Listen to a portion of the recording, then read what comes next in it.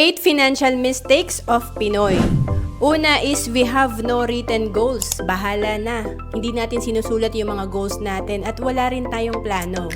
And pangalawa, we have no guidance.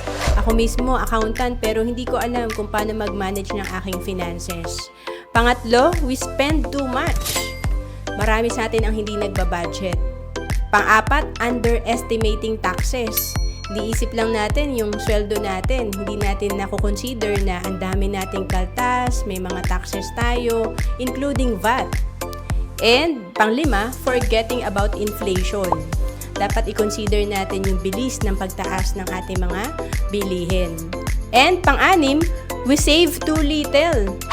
Ang liit lang ng iniipon natin o kaya naman nakaipon pero kinukuha din agad.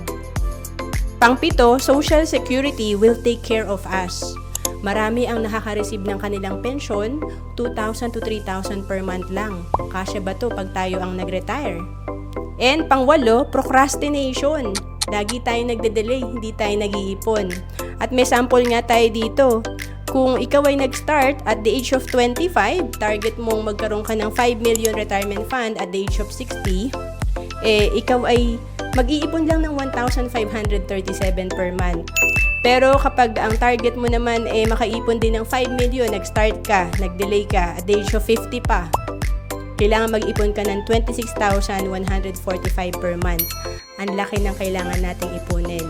Again, kailangan i-correct lang natin itong mga mali na to. To know more about savings and investment, message mo na ako sa Facebook, Roan Celis Capistrano.